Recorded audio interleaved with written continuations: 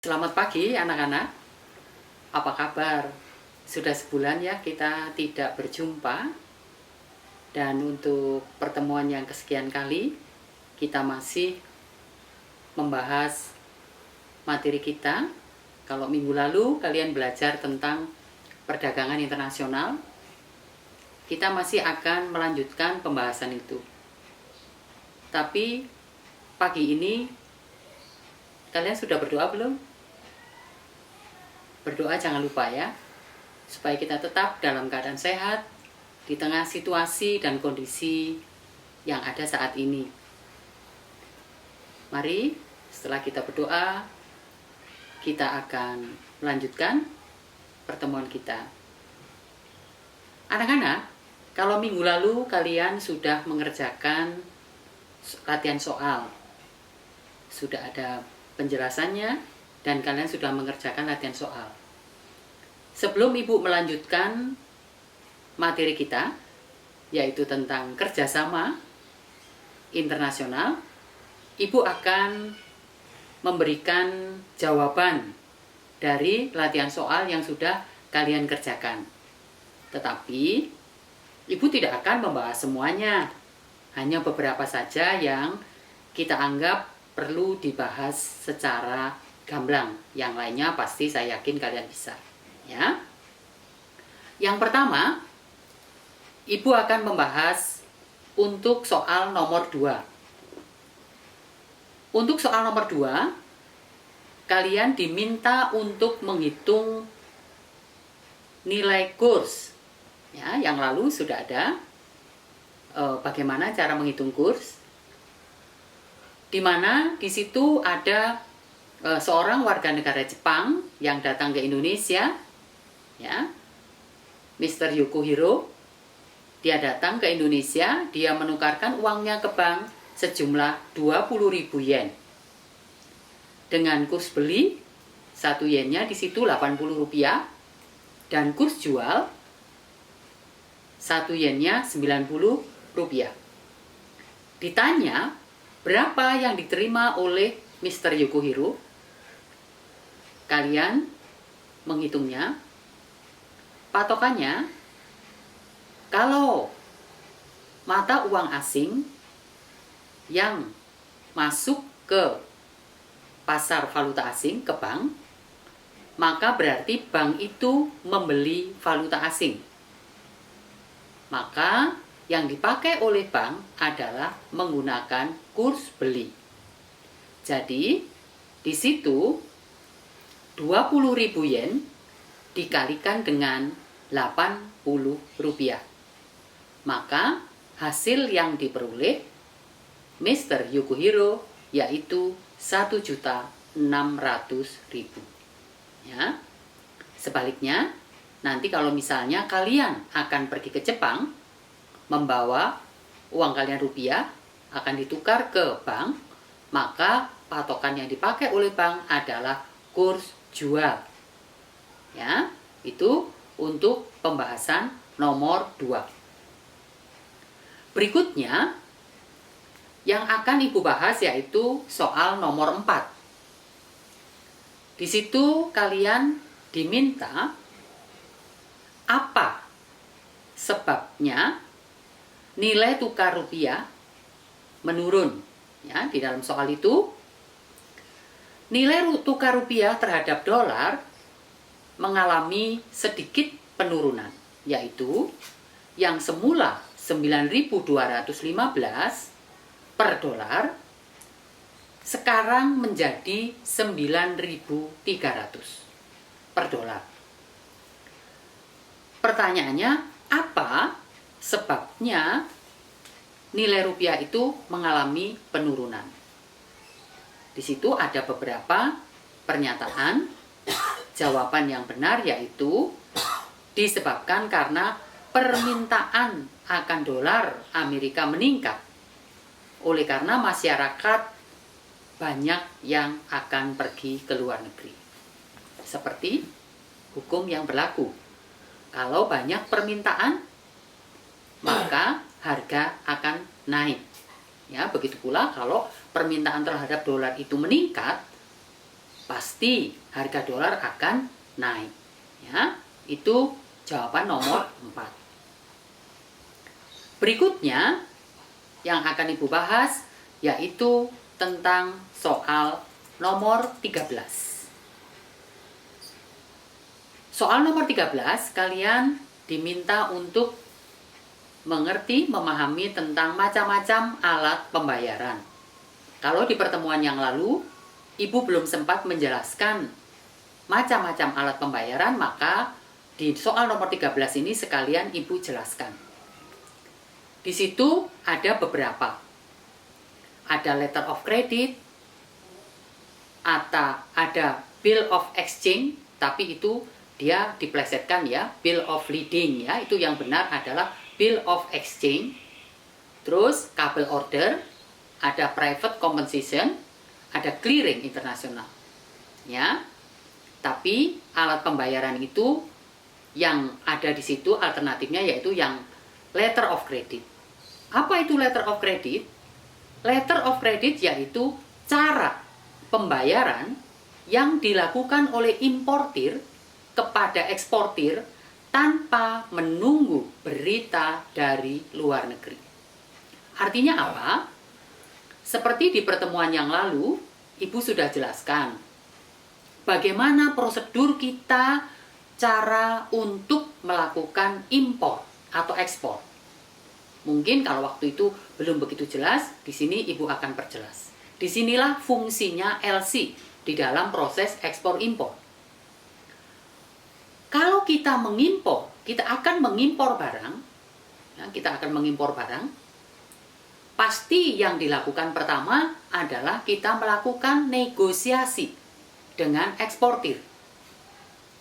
Pada saat setelah terjadi kesepakatan antara importir dan eksportir, dua-duanya pasti akan menahan diri.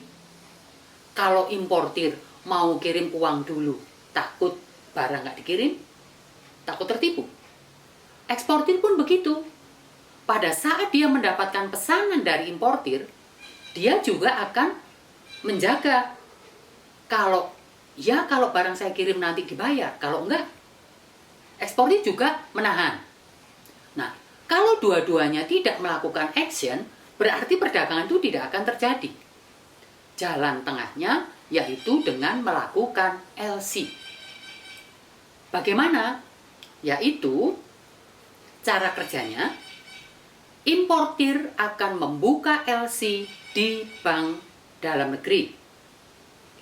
Pada saat dia membuka LC di bank dalam negeri, dengan kata lain, Bang, saya membuka rekening atas nama eksportir yang ada di negara A, misalnya di Jepang.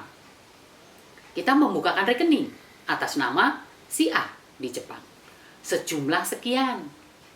Nah, dengan kewajiban, dengan perjanjian, kita itu menandatangani wesel atau janji utang, ya, menandatangani surat utang bahwa nanti kita akan membayar pada waktu jatuh tempo. Nah, bank dalam negeri setelah importir membuka LC itu, bank dalam negeri akan menghubungi bank di luar negeri. Nah, bank di luar negeri itu akan menghubungi eksportir. Eksportir, ini loh, kamu dibukakan LC oleh importir dari Indonesia. Untuk itu, silahkan kamu menyiapkan barang-barangnya yang diperlukan. Dan nanti kalau kamu sudah siap, barang sudah kamu kirim ke pelabuhan, dokumen-dokumen pengapalan, semua silahkan masukkan kembali ke bank. Setelah kamu memasukkan dokumen ke saya, ke bank, maka kamu akan menerima pembayarannya. Itulah anak-anakku, cara kerja LC.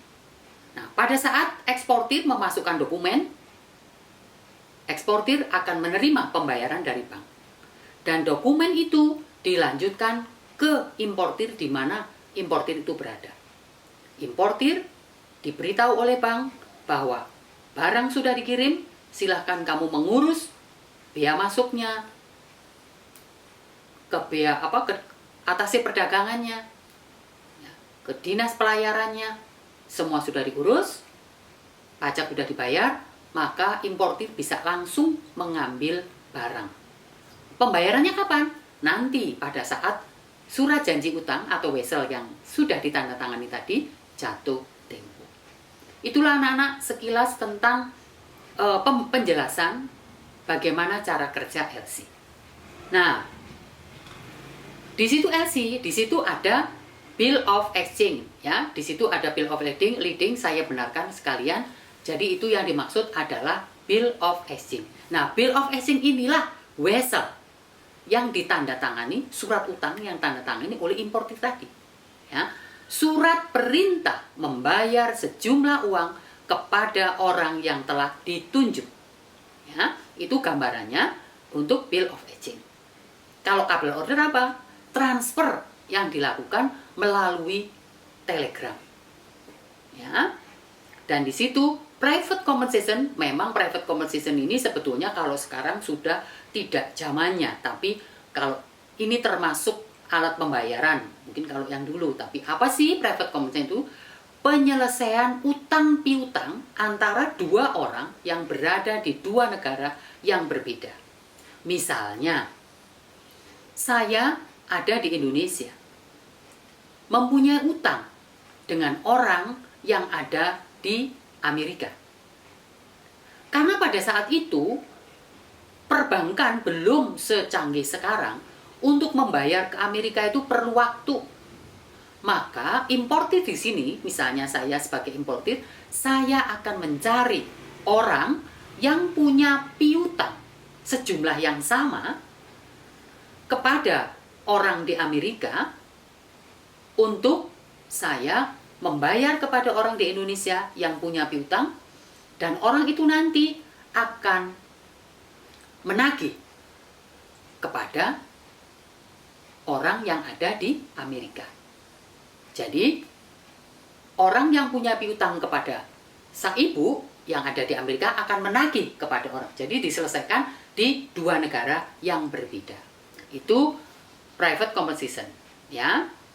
Nah, dari penjelasan itu kalian bisa menjawab nomor 13, ya. Itu yaitu private compensation. Penyelesaian yang dilakukan antara beberapa orang atau penduduk suatu negara dengan penduduk negara lain.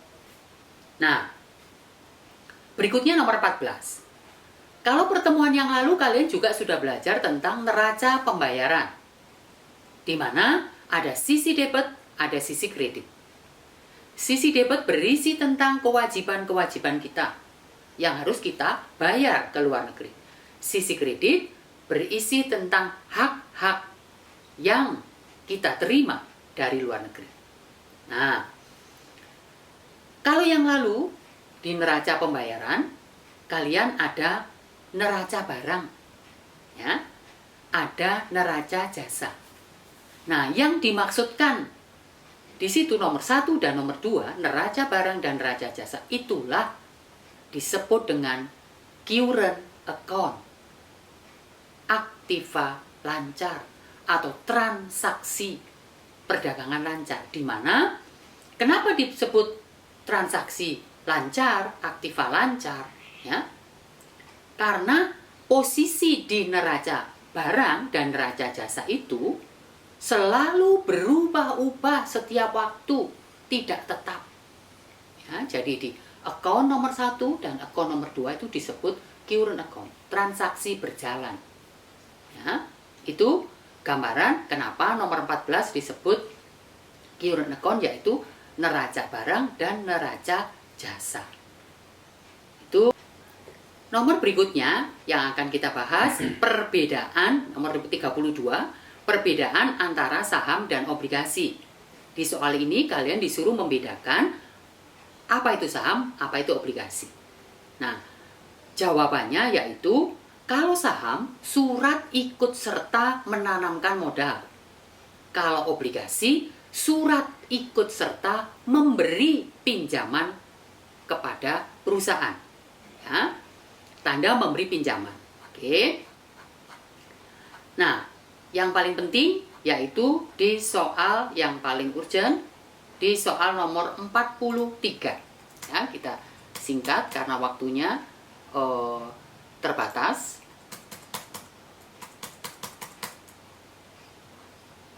Untuk nomor 43,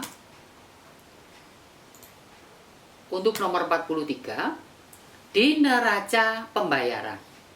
Ya. Di neraca pembayaran kalian disuruh menentukan dampak dari tabel neraca pembayaran itu. Apakah defisit atau surplus? Jawabannya itu memang A, di situ sudah ada. Dari mana? Kita lihat dulu dari neraca perdagangan. Ya, dari neraca perdagangan. Dalam neraca perdagangan tahun 2013, sisi debit dan sisi kredit, kalau kalian lihat, jumlahnya lebih besar sisi debit. Sisi kredit lebih kecil. Ada saldo sebesar 4. Ya. Yaitu sisi debit lebih besar dari sisi kredit. Selisihnya 4. Coba kalian hitung.